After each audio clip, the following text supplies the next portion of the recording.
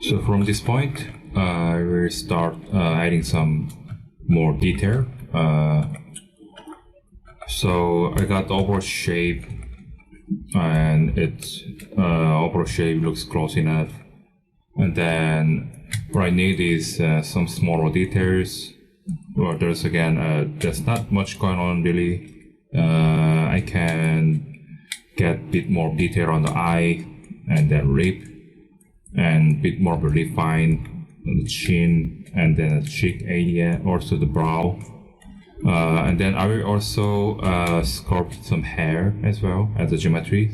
I'm not gonna using the hair for final render, but usually adding hair can give me some good idea how she's gonna be look like. It's much better, and it's quite quick as well. Sculpting hair is 10-15 minutes, and then it gives me a much better look. So for me, I usually go with the hair so I can judge better. Right. So I will start with the, let me see. Okay. Yeah, I will start with maybe eye. It's still quite irregular on this upper eyelid.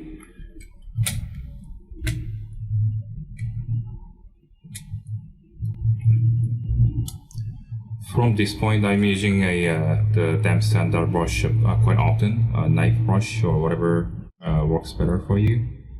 And not blessing just yet. I will do it maybe go over, and then I will do it just a bit later. Yeah, with this amount of resolution, which is currently around 800,000. It's still just enough to get details, because I don't really have much of a micro details just yet. It's gonna be added probably by using XYZ map later on. And then I will kind of revisit the model and then sculpt over again after I get the micro details like displace map. So my plan is to go at sculpt and then get the sculpted detail as much as possible until I get the painted displace map. So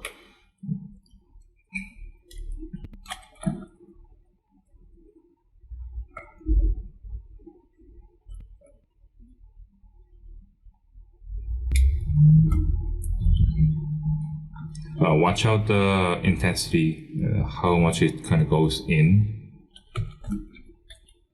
Basically, it cuts out quite sharp and deep lines, damp center brush.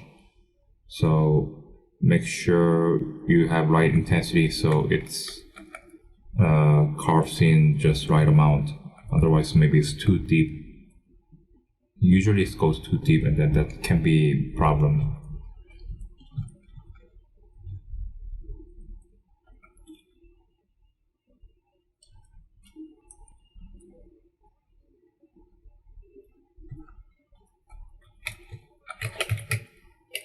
Eyelid usually have some more uniform thickness, and then my inner eyelid seems slightly thicker, so I adjust it a little bit. Also, this area seems a bit flat, so I will go and then push in a little bit.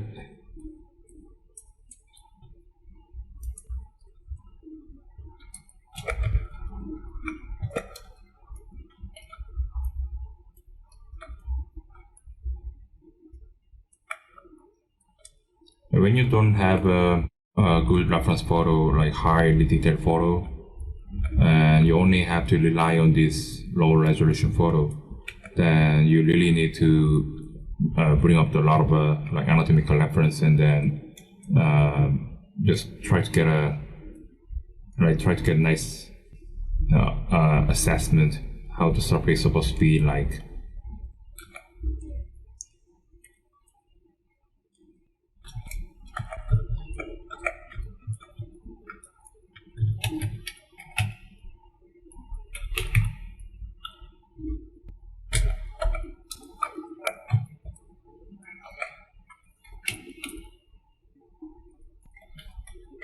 just pinch brush a little bit to make this area a bit tight. I don't using very often. Well, mainly pinch brushes actually tighten out the wireframe quite a bit, which is not very ideal when you have like proper topology. And I do not recommend to use when you have after you've done your retopo, and then using pinch brush isn't very good idea. Although I'm using sometime. But it should be very limited, especially when you have a topology. But when you are in the Dynamesh state, it is just fine. You use whatever you want. Using like pinch brush makes you quite tight edges, so these edges will hold up very well. Although we don't have much of a resolution just yet. But gives me a sharp lines, so it holds up nicely.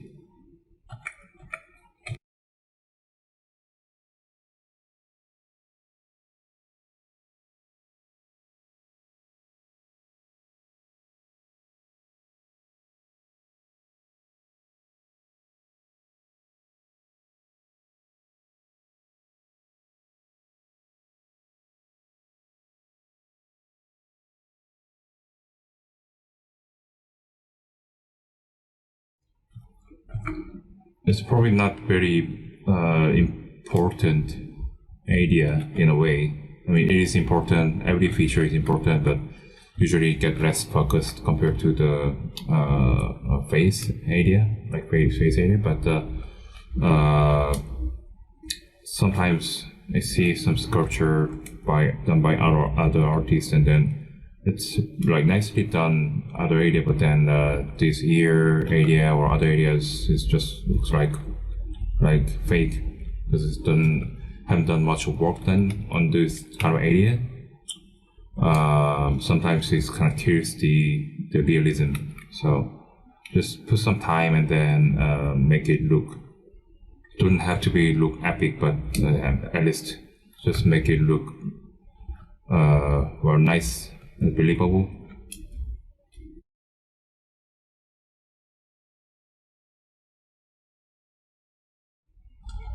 I'll increase some resolution to 100. I usually go by like around 100-ish. So let's see.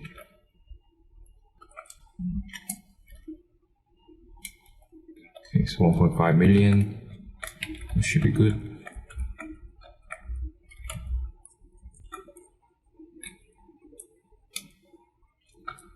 Yeah, always try to retain the resolution that you can actually control. If you feel after done your lead Dynamesh with a higher resolution, then you feel like feels like too heavy, and you feel like you're losing your control to like smooth out or sculpt some. I mean, you can always add some detail. I mean, if you have higher resolution, it's easier to add some details. But the problem is, or question is, whether you can smooth out or polish your surface as you intended. Because a lot of times that's very important to make your model nice and clean. So those small wrinkles you can always add it whenever you want. But cleaning up is something that you have to be aware, like all the time, from beginning to end. I'm gonna using pinch brush again to tighten out the lip area just a bit more.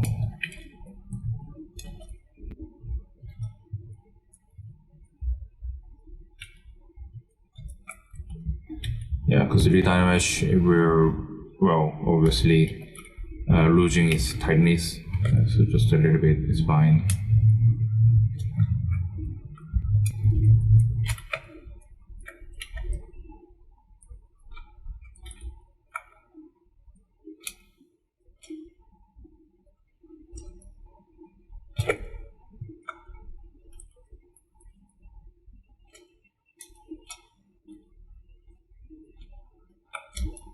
there's a separation around here, and then there's a fat pad goes here and there. So it has like this kind of structure build up.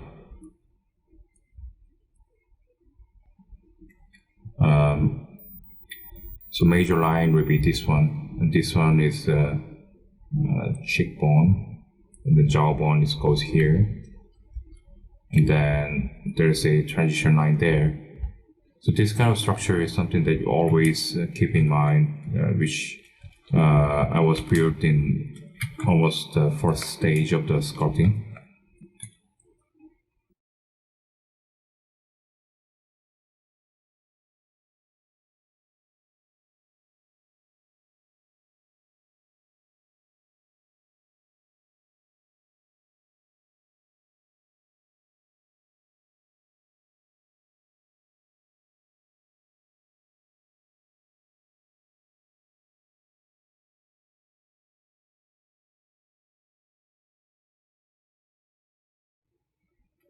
This kind of line, it kind of shows some indent around the eye socket.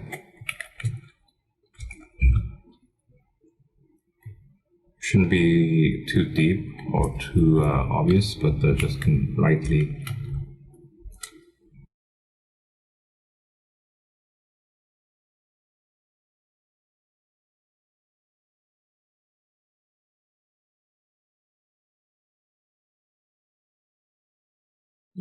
Well, so as you can see, it's mostly similar in terms of the shape, the size, and then the curvature proportions can be different to person, but it's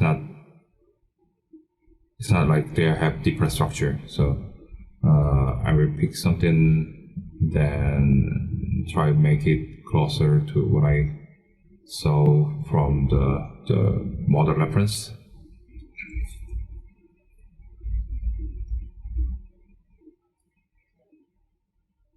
Maybe something like this.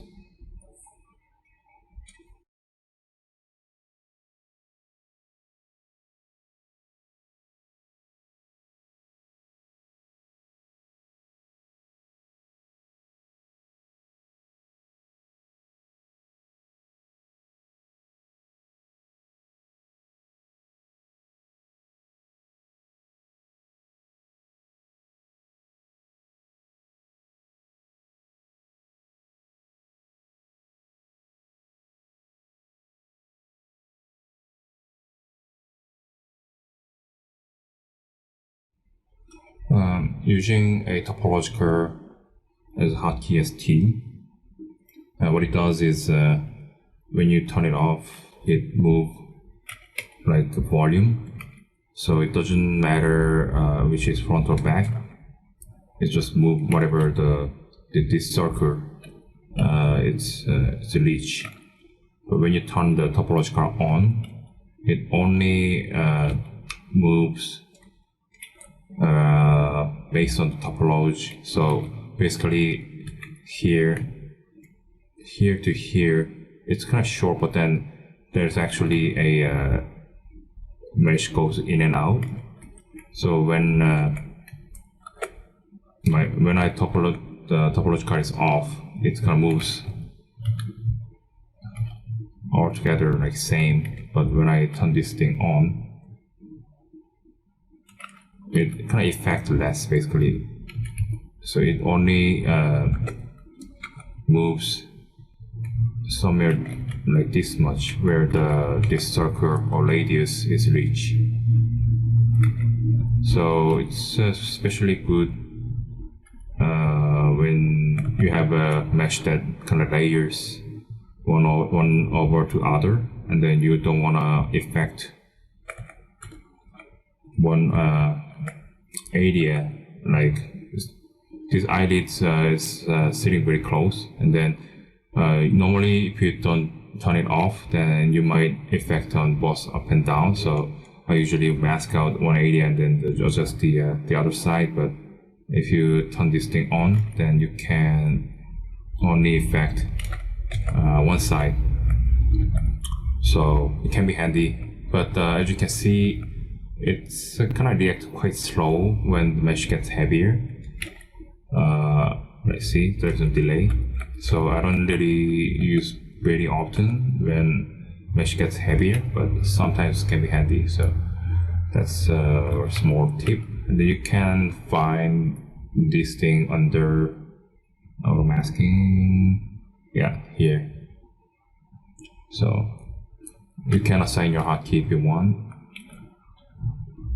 And then obviously it's not just for the move brush, but you can basically assign to any brushes if you like.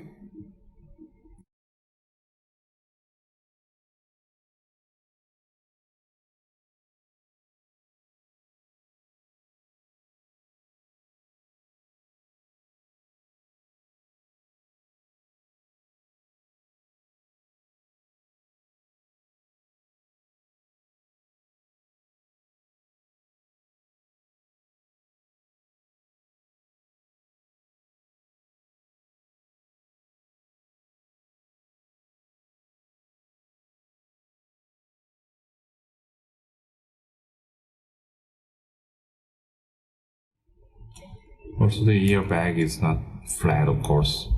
It has some thickness area that goes all the way to the up, right?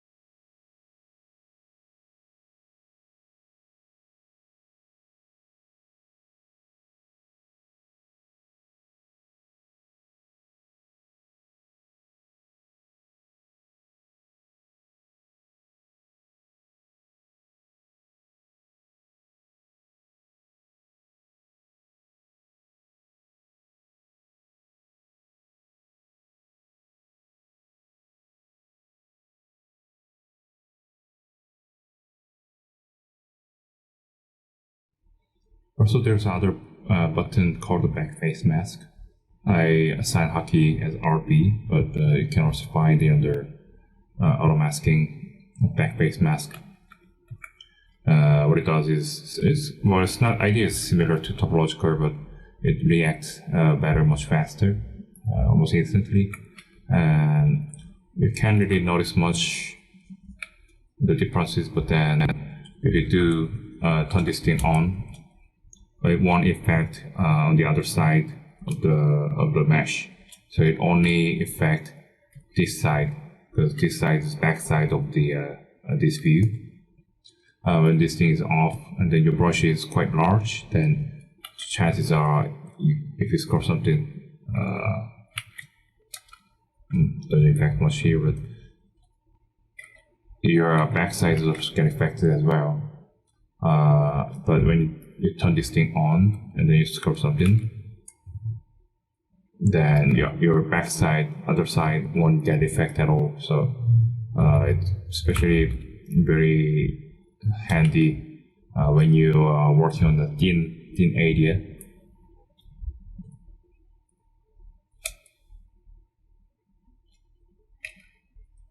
Same goes for any other brushes as well. You can also apply to the smooth brush. sometimes you smooth out this color area, and then the other side gets smoothed out as well, because your backbase mask is off. Can be well, lifesaver.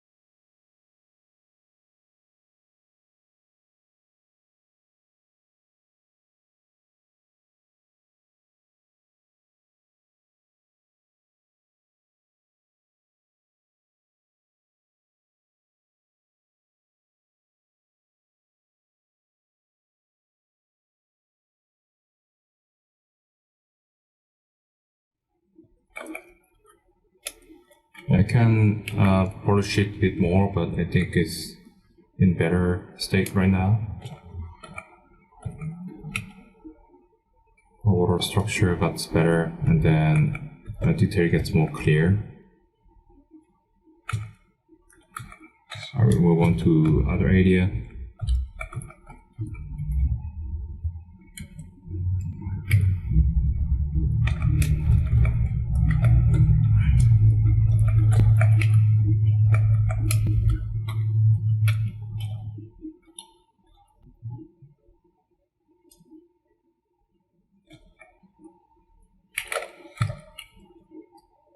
So lazy mouse brush, if you don't know what this is, it's basically support your stroke so they can get more stable. So without lazy mouse, a lot of brushes comes with this thing on by default. You can find this function under stroke, lazy mouse, and then hotkeys L.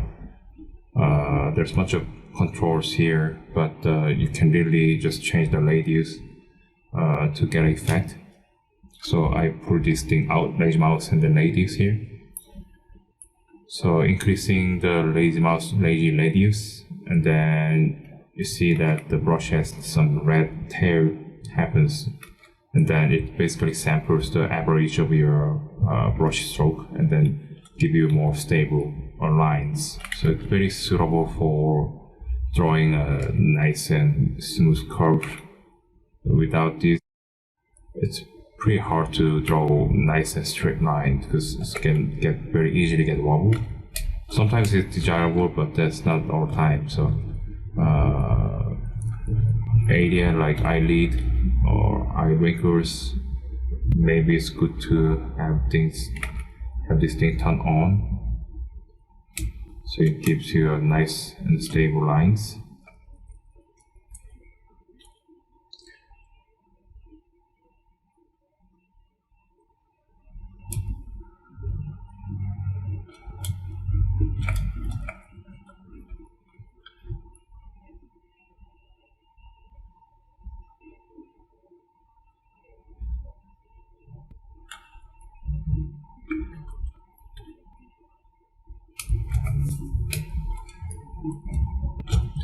Some area like eye or scruncle, like this area, it's too small that you need to increase resolution quite a bit to get enough detail on that area. So I usually do extra sculpting after I finish my lithopo. So the thing sculpting that I'm doing is basically first pass of detailing before I do my lithopo, and then I will bring my mesh, new mesh, like clean mesh, and then do some projection, and then do a sculpt over again. so that I can have enough resolution wherever I want. So I can put more detail, because I don't want to increase my resolution to maybe 30 to 40 million just to get some area smaller detail, because it's not worth it.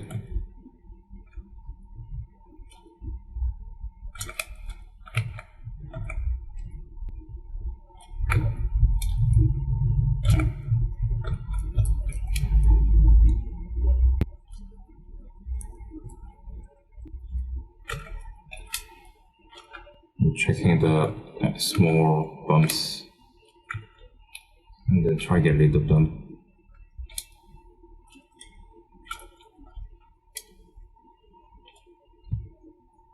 It's different than make your model completely smooth. So there is a difference between the detail and then the bumps. So those bumps are something that we don't want to have it.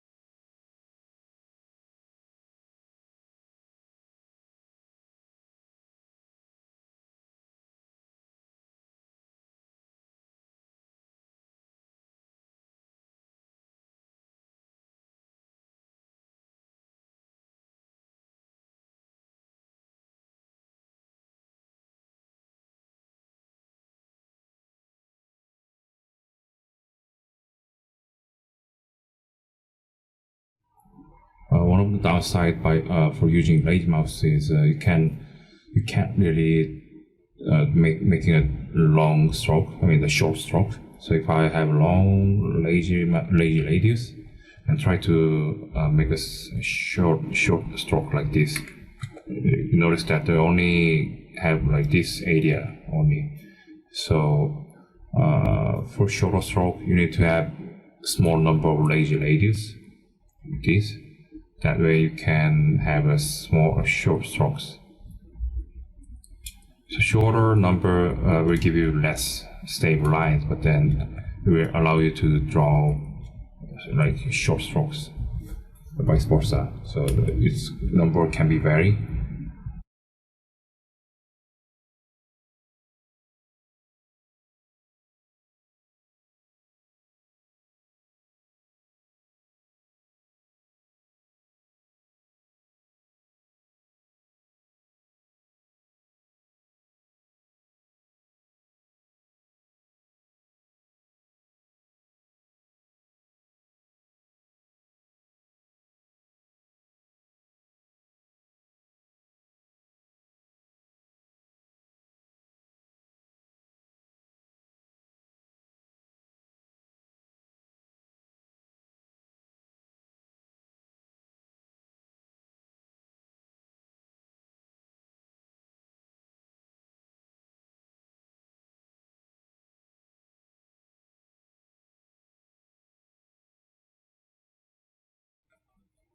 Okay, so final check before I move on to the hair. And the first pass of the sculpting stage is complete. Again, this is not the final stage of the sculpting. I will have to sculpt a bit more of the detail before I even paint the displacement map. After I have my topology ready. So I usually go about this much with Dynamesh and then move on to the proper topology.